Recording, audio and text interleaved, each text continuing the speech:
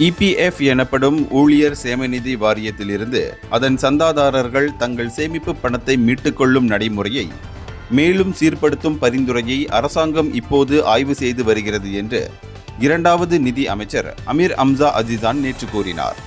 மாதாந்திர ஓய்வூதிய நடைமுறை போல் இருக்கக்கூடிய ஒரு நடைமுறையை அறிமுகம் செய்வதும் அதில் அடங்கும். அவ்வப்போது இபிஎஃப் பணத்தை மீட்டுக்கொள்ளும் நடைமுறை மீதான பரிந்துரையும் ஆய்வுக்குட்படுத்தப்பட்டிருக்கிறது என்று அவர் சொன்னார். இந்த வியூகத்தின் மூலம் பணி ஓய்வு பெறும் இபிஎஃப் சந்தாதாரர்களின் சேமிப்பு வெகு விரைவில் செலவு செய்து முடிக்கப்படுவதை தவிர்க்க முடியும் என்று அவர் சொன்னார். ஒரு வலுவான நடைமுறையை கொண்டு வர வேண்டும் என்பதுதான் மிக முக்கிய ஆலோசனையாக உள்ளது. இது ஆய்வு செய்யப்பட்டு வருகிறது. பொருளாதார திட்டமிடல் பிரிவு இது தொடர்பில் விளக்கமும் அளித்திருக்கிறது. இந்த புதிய நடைமுறை கிட்டத்தட்ட ஓய்வூதிய நடைமுறை போல் இருக்கும்.